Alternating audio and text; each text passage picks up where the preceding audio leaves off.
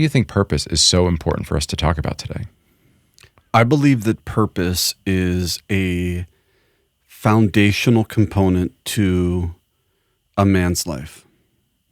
We have teachers who talk about how purpose needs to be the most important thing in a man's life. And that, David Data talks about this idea that your purpose should be even more important than your primary relationship, and that your partner wants that too, and that it's in service to everything. So when we think about purpose, we start to think about what we are doing with this life that we have.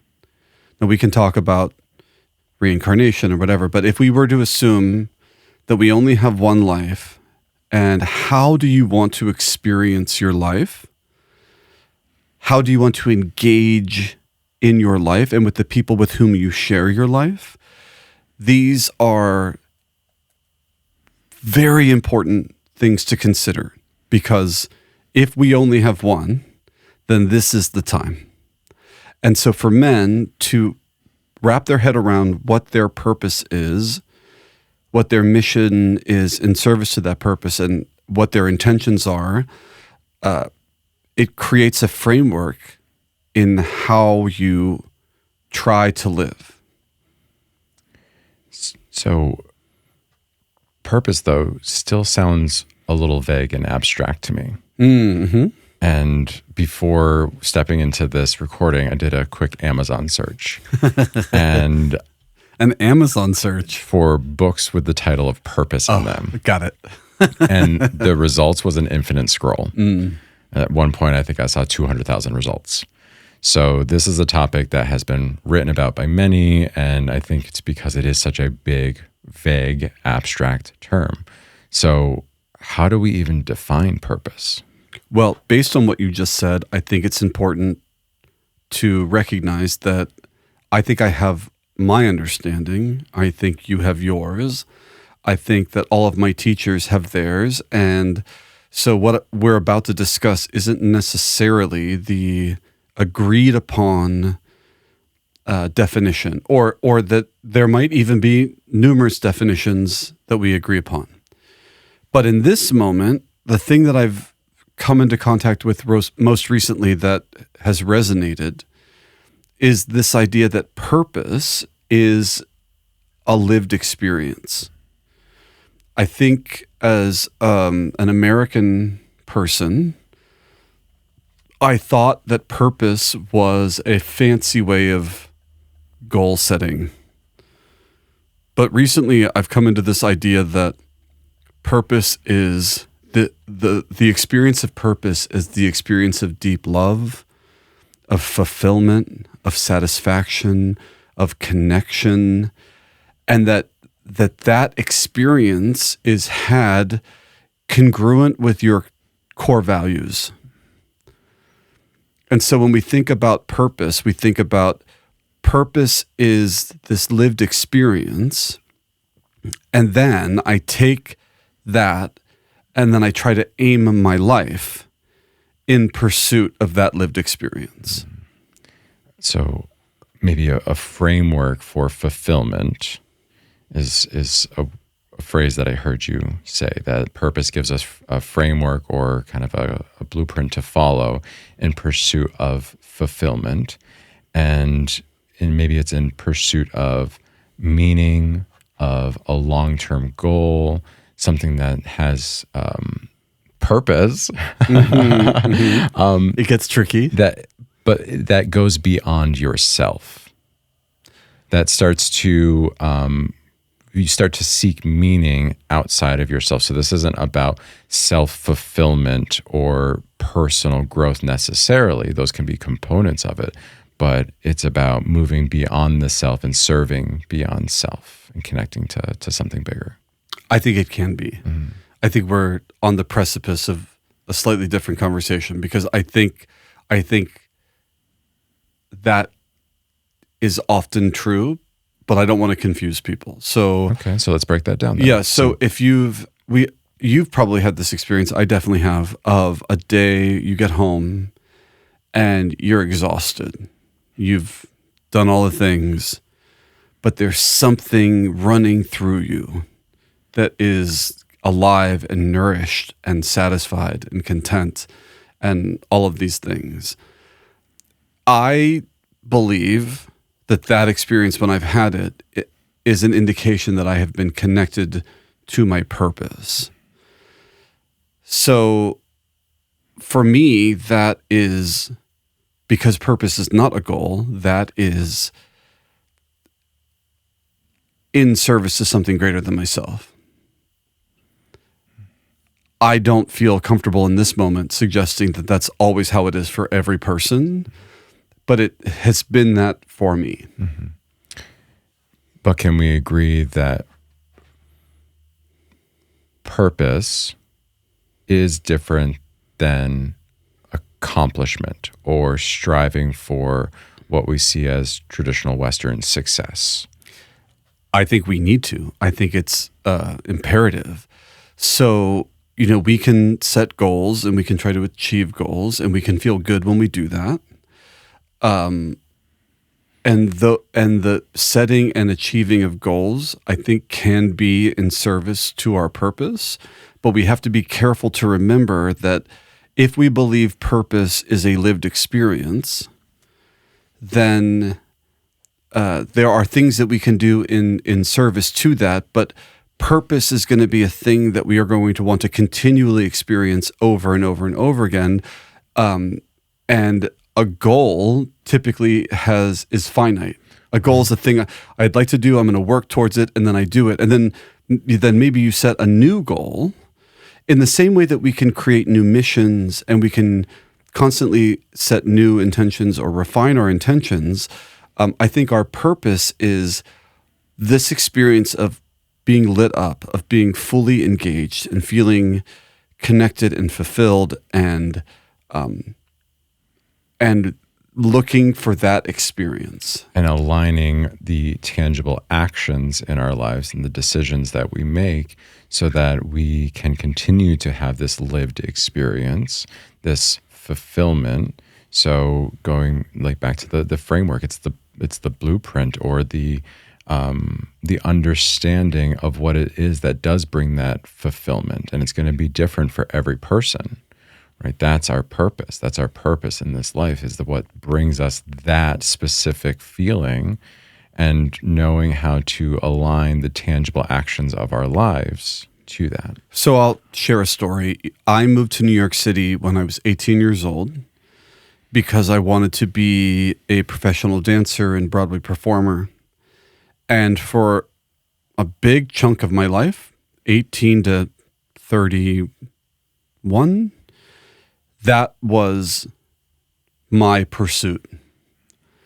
And so my actions and my goals and my mission, it all had to do with that. And then when I would be in those moments of performance, I would have experience of I feel connected. I feel like I'm being of service. I'm adding value. I'm satisfied. I'm all those things.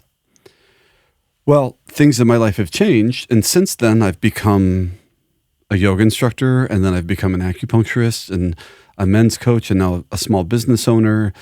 And so the intentions that I set, the goals that I set, the mission that I have may have changed, but what I still ultimately want are those moments of that connection where, because I believe for me, my purpose is connected to health and wellness and helping people live more happily by living more healthfully. I'm still wanting that lived experience. That lived experience hasn't changed for me. The way that I'm looking for it has. And I think people need to be able to honor that, so that there are the pursuit of your purpose may not just be one path. It may not be just one line. You might be like, I'm here, and now I'm here, and now I'm here, and now I'm here. But that lived experience is the thing we're still looking for. Yeah, the lifelong pursuit of that, and in the different ways in which you start to find the things that do light you up, that are sounding, at least from the examples you gave, that sound like in service to others.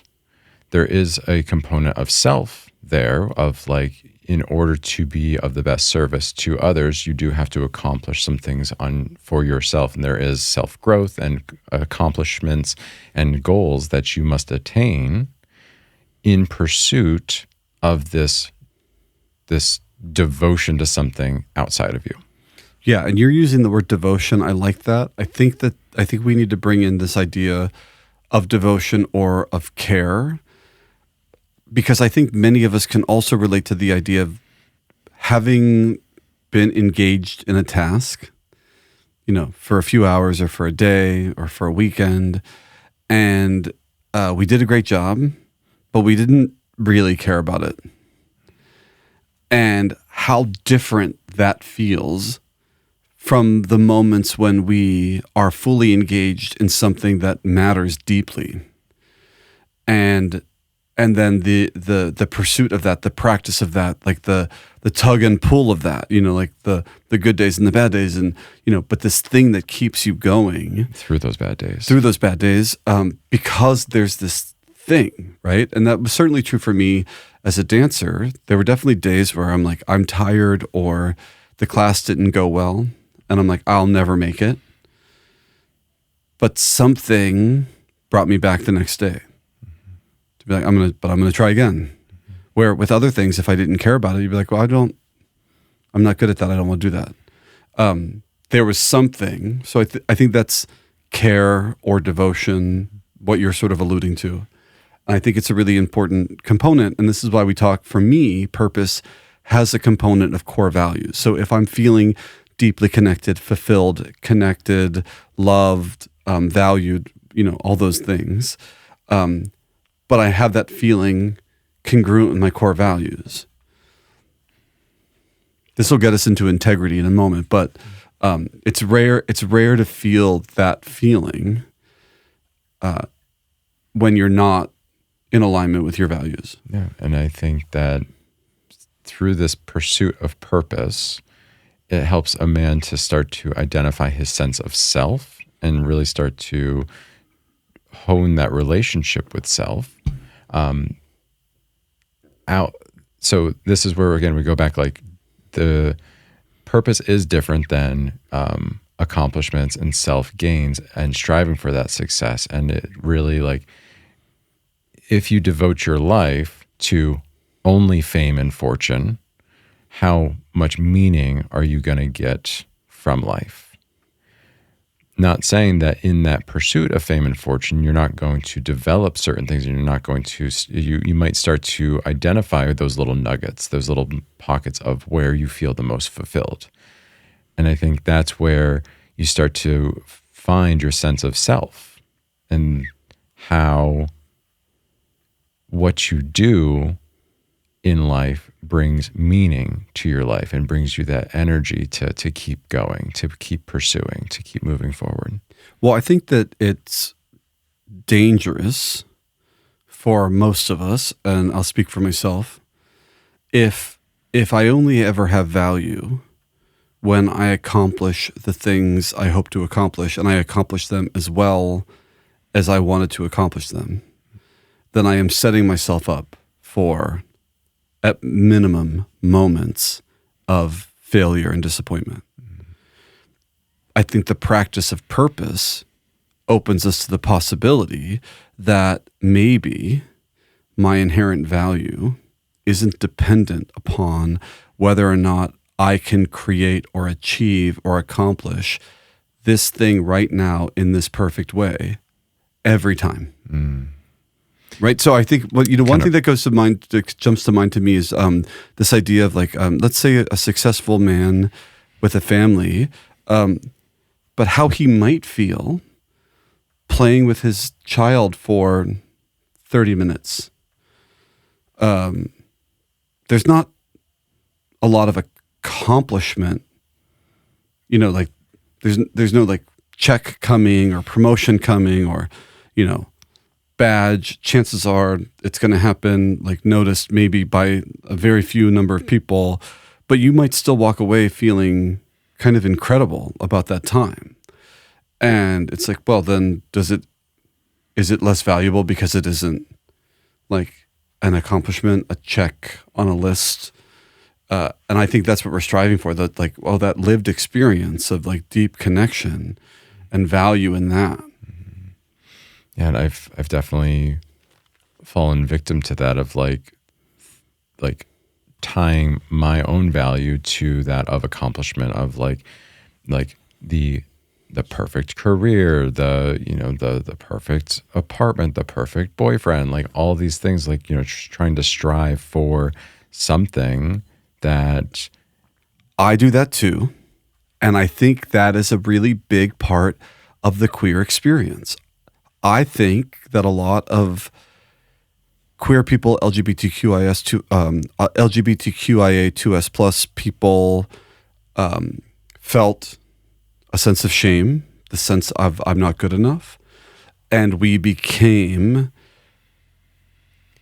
accomplishment machines. We became proof that I'm valuable machines. And we for survival and for safety and for so many reasons. So, this is not a judgment, and I do it too. I got really accustomed to like, well, if I want you to love me and care about me, then I probably need to be exceptional all the time. So then suddenly someone walks around and says, you're lovable just as you are. And I remember I'm like, are you fucking kidding me? Like, what are you talking about? I've only ever been loved by impressing hard to please people. So it can be that easy. It didn't even feel real to me, right? So I think we have to be gentle with ourselves and cognizant of, okay, so that part of me that wants to create and wants to excel and wants to be excellent, that's great. But can I balance it so that it doesn't become the measure of who I am, and it doesn't allow the possibility for me to completely crumble anytime I can't meet that standard? Right. Not allowing it to define us, but how do we channel that excellence into something else? Say that again. So in the pursuit of accomplishment, many of us, myself included, have learned a lot of skills, whether that is professionally, interpersonally. These skills can be applicable and can start to be leveraged for something else, right? So in the example that I'm about to give, like I've got project management experience and the ability to like help organize events. And right now, as part of my training program through Embodied Masculine, I'm helping to run point for a retreat that we're planning. And being able to use these skills that I had honed for other pursuits for fortune, right?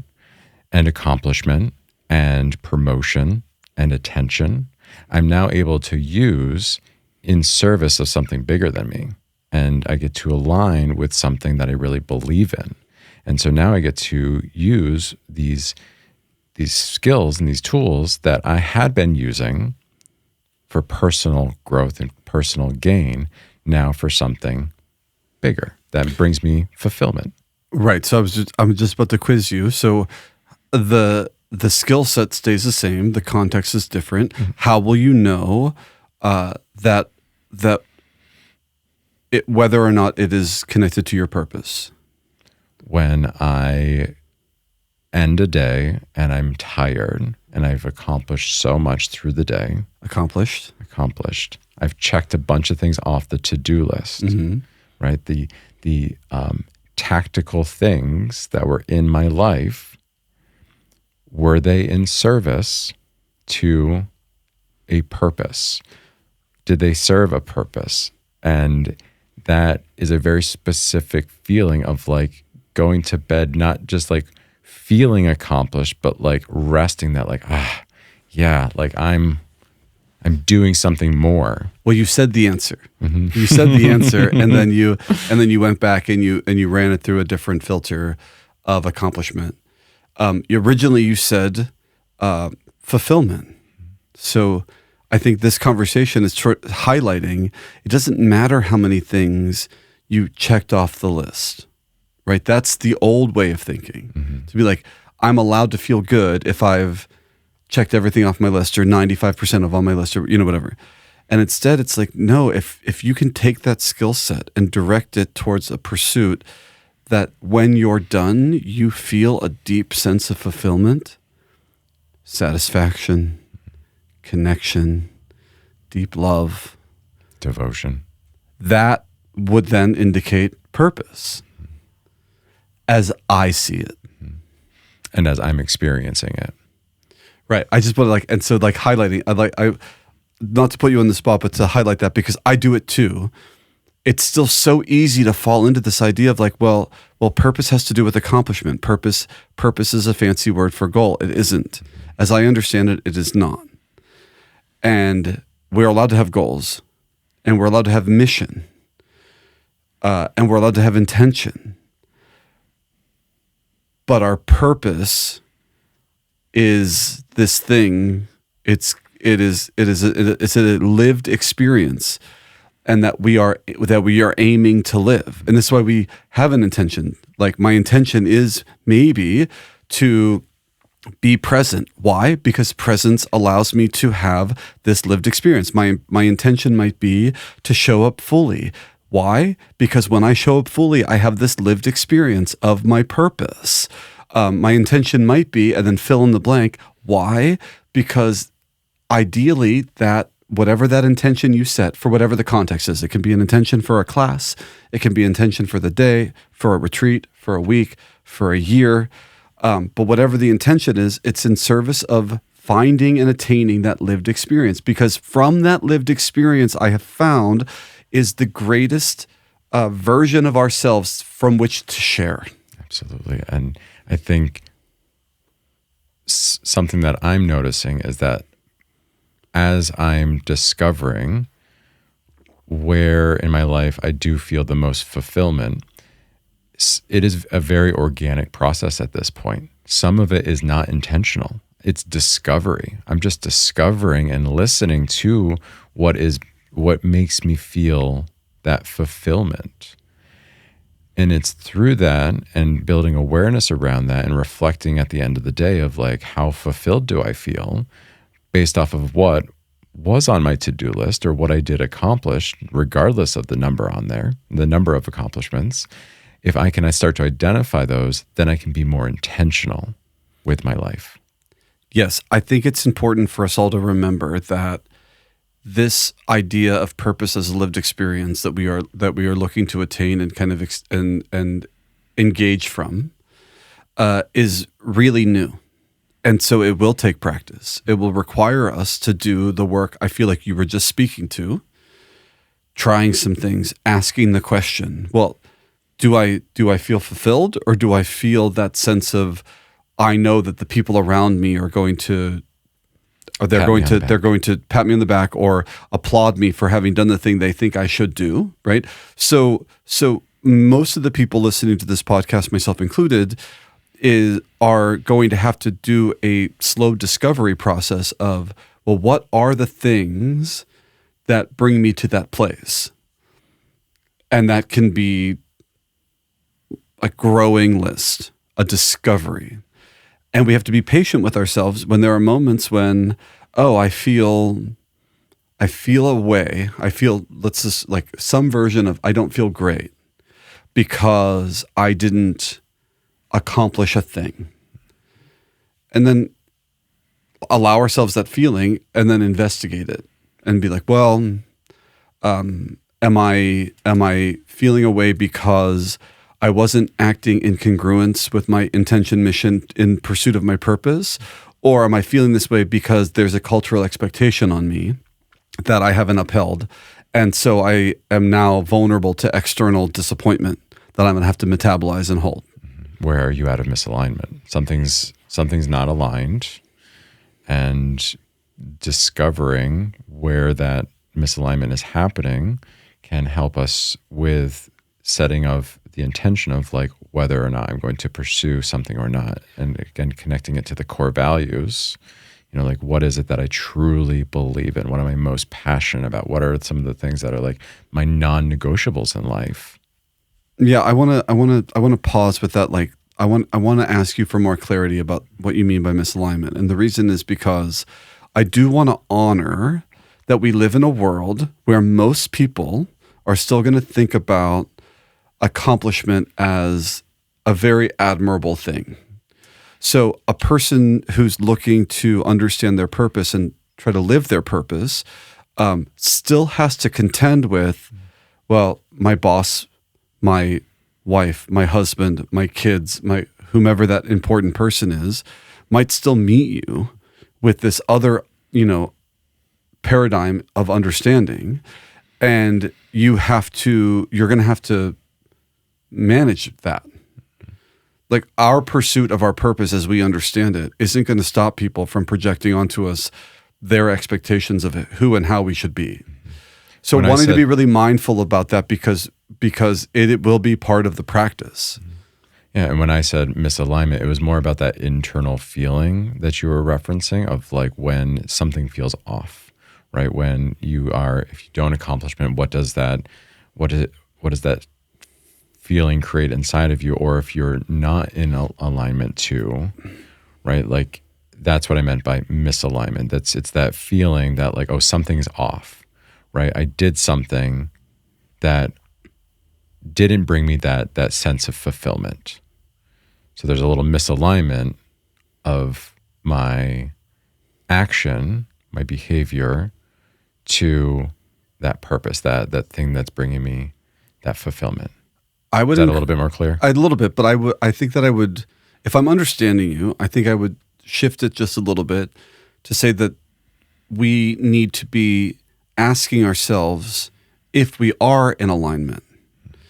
And that's why I brought that other point up. And like, if we are in alignment, which is how purpose and mission can be so intertwined with our practice of integrity.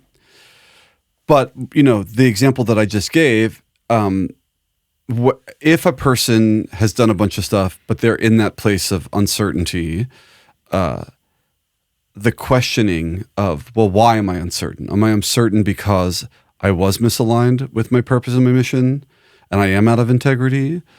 Or am I questioning because I live in a world where the expectation has been set and I'm not going to meet these expectations, but I might still be congruent with my integrity, with my intention and mission in pursuit of my purpose, and the world may not recognize that. So could we say that integrity is the alignment to our values and our purpose? I believe that integrity should be the measure, meaning like once we get clear about what purpose feels like for us and what our mission and integrity is at any point in our life, what our mission and intention is at any point of our life, then we can start to ask ourselves, is my manner of being, is my manner of engagement, how I am showing up and the things that I am doing or choosing not to do congruent with that? And that, I think, is the measure of our integrity. So if I say I want to be very healthy,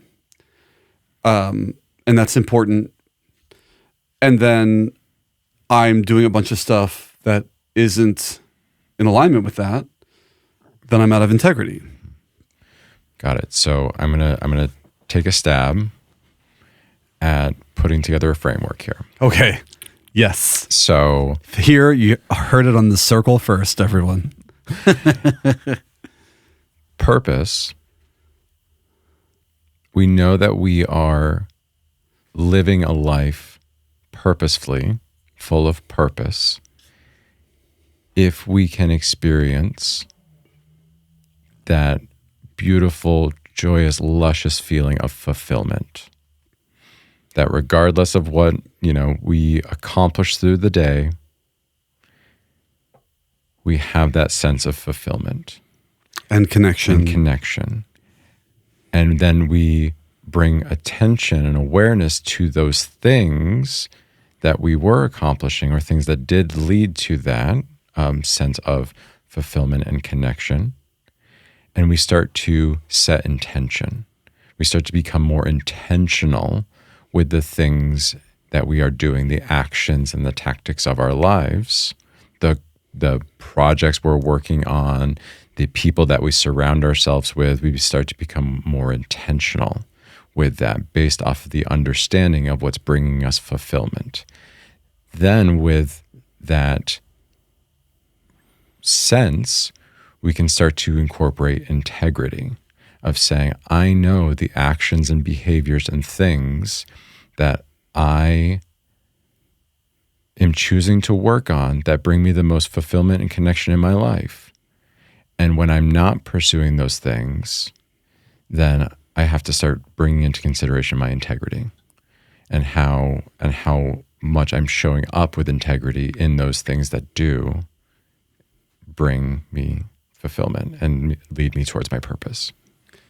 Yes, thank you. I would like to add a personal story here if you're open to it. Mm-hmm. I became an acupuncturist, and I worked in acupuncture for 7 years in New York City prior to the pandemic. And I got into that pursuit because the medicine had been so impactful in my own life. When I was a professional dancer and athlete, I had a profound experience, even after surgeries, what it could do for me. And I wanted to contribute to the healing and the cessation of suffering even a little bit for as many people as possible. And that would be what lit me up.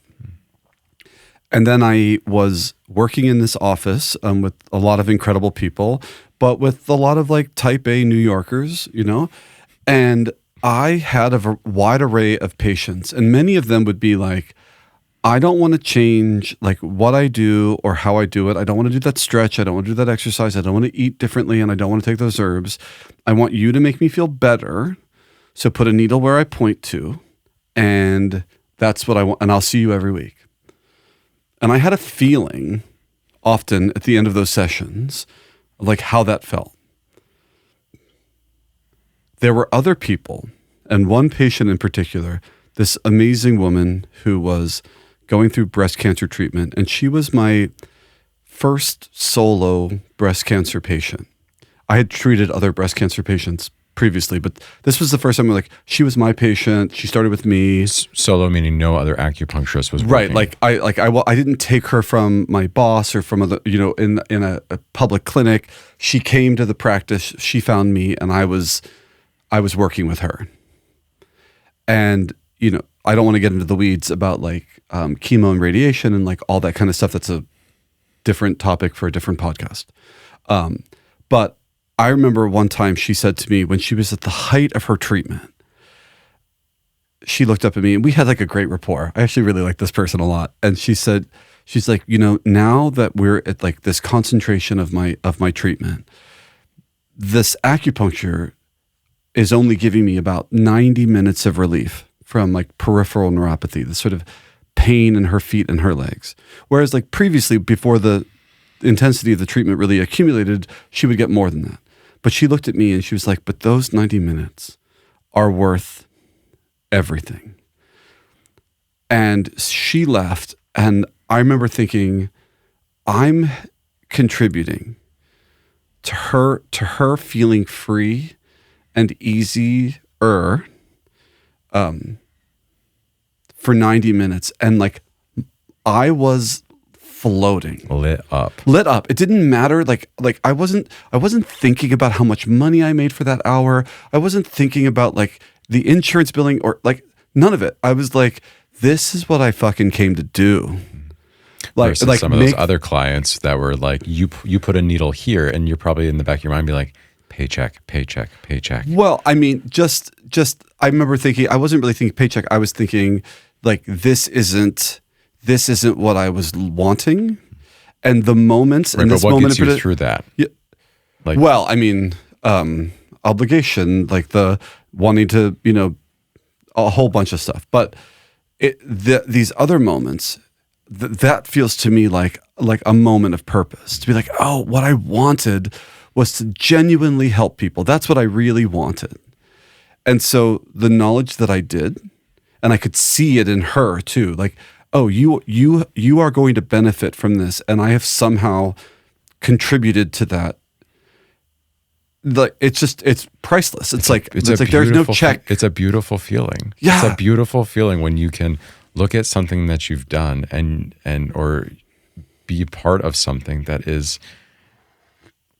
bringing you that sense of fulfillment, that you're like, wow, like I feel amazing right now.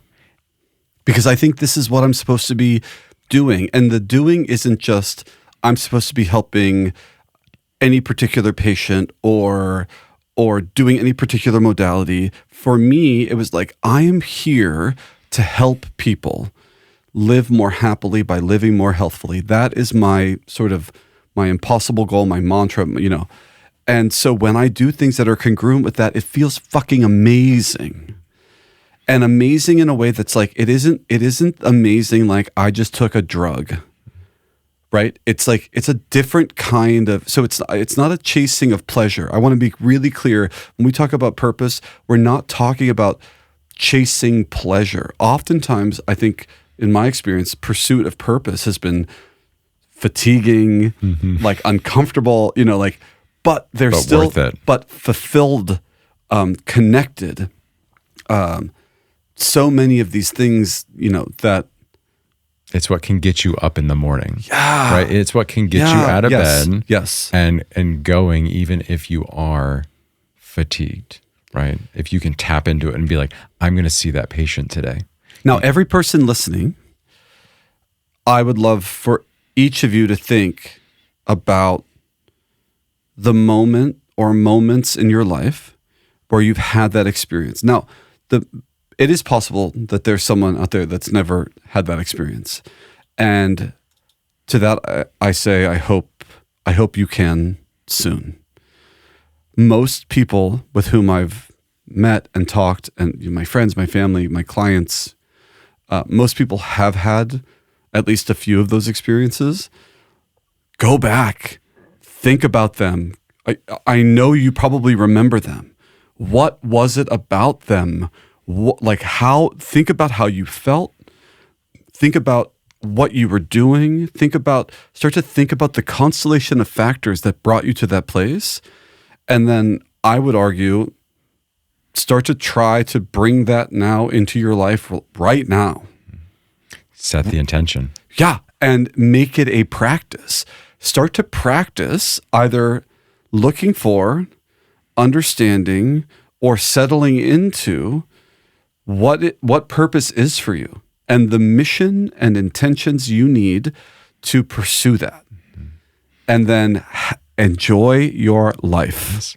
And also hold yourself accountable with a little integrity as well. Totally. So integrity to me then becomes a measure of,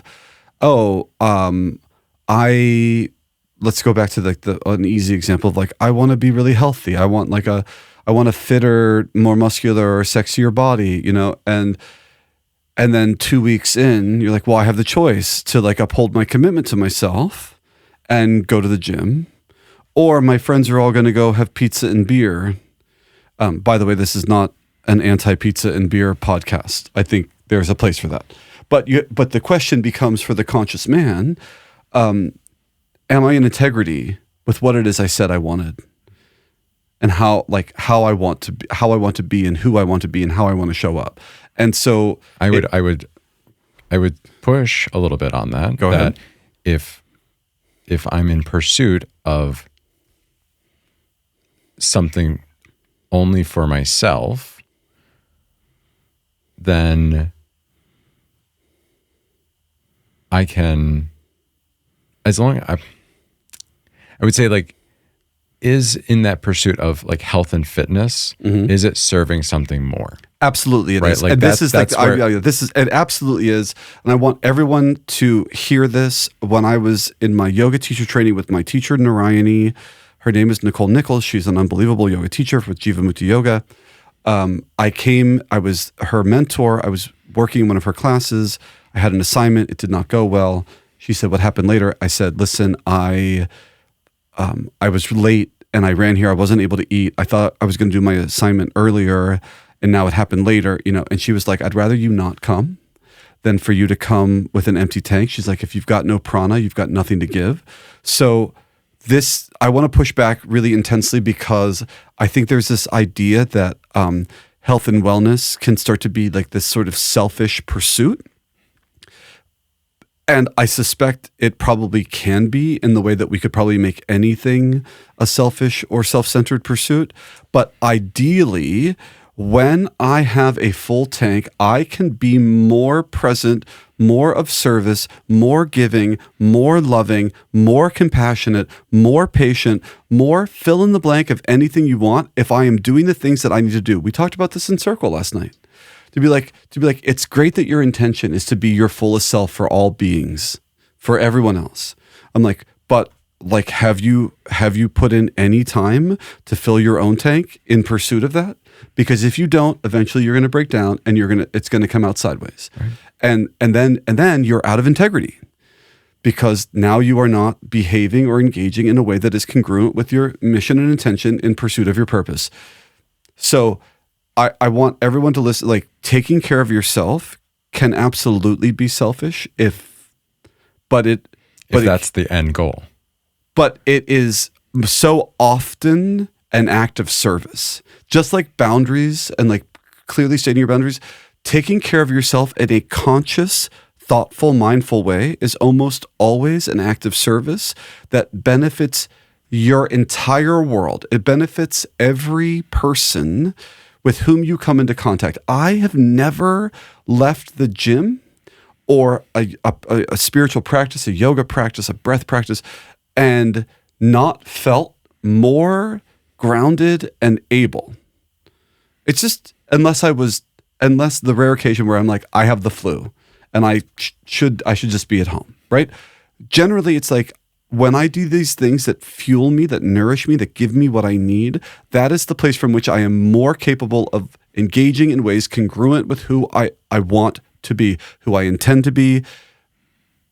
So, it is not selfish in any way to take care of yourself. Right, because in taking care of yourself, you're able to pursue your purpose. When you're on an airplane, put on your mask first before helping that child next to you. That's right. Because if you pass out, that child is not doing well. Especially if they're your child. Assuming that they're your child. Yes, that there is a reason for this. And so inherent in that, like, airplane teaching is not like, well, then take all the time you want. No, you put your mask on quickly and then you help the child. Like, so, like, we get to live in a context of reality, but yeah, sometimes you need to take a break. Right. Sometimes you need to eat food. Sometimes you need to take a nap. Sometimes you need to take a day off. Sometimes you need to tell your spouse, I need an hour to go to the gym, because when I'm done with that hour, I will be here in a more grounded way. I can show up more fully. Absolutely. With less resentment. Absolutely. Because pursuing purpose, going after that which makes us feel the most fulfilled, is going to be work, right? And yes, it is fulfilling work, but it's going to require putting in a substantial amount of effort and attention and intention behind it. And in order to keep showing up and doing that, like, you gotta have fuel in the tank. And you gotta take care of yourself, and you've got to do that with integrity for self, integrity for your mission, your purpose. Yes. And or a consideration. People are putting in work a lot all the time. And so I think it just becomes an important piece of this puzzle when we think about, well, what work are we choosing to put in and why? I remember talking to someone when I was in my second Broadway show who I knew from doing regional theater and had a pretty significant drinking problem. And by the time we were working together in the second Broadway show, this person had become sober. And I was relatively new to the understanding of like sobriety and what that looked like. And so I said, I started asking some questions in a very curious and like sweet way, because, and so this person indicated, their personal journey of sobriety was one where they would go to meetings every day. And so I looked at him and I was like, you go to a meeting every day? Thinking, that's so much work. Like, what an unbelievable amount of work that is. I didn't say that, but that was my thinking. So I said, you go to a meeting every day? He said, well, I went to a bar every day. Mm-hmm.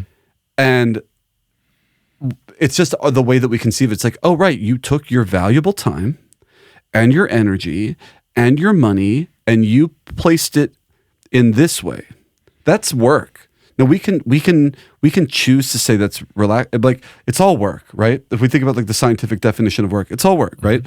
So now he's like, now I'm choosing to take my time and my attention and put it somewhere else. It's really not that different. Yeah, where are you directing your energy if you're going to the definition of work? Yeah, and I suspect that he probably, I don't want to put words in this person's mouth, but based on what I know and like other people that I know in sobriety, he probably feels more aligned with his purpose at the end of his meeting than he did at the end of his time at whatever bar he was at. Absolutely. Again, I am not sober. I drink alcohol. So, but I think it's a good example of, well, there's all kinds of work. Like, what are we choosing? Mm-hmm. So when we say, yeah, there's work, it's like, well, you're putting that work in anyway. Right. The work, you're making choices all the time. Right. So it's not a matter of making more choices. It's a matter of making conscious choices. Mm-hmm. So what choices do you want to make? Intentional choices. Yeah. And then the integrity becomes a tool then to be like, is this choice in integrity with my intention and mission in pursuit of my purpose? And it starts to get a little bit more clear because it either is or it isn't. I love that.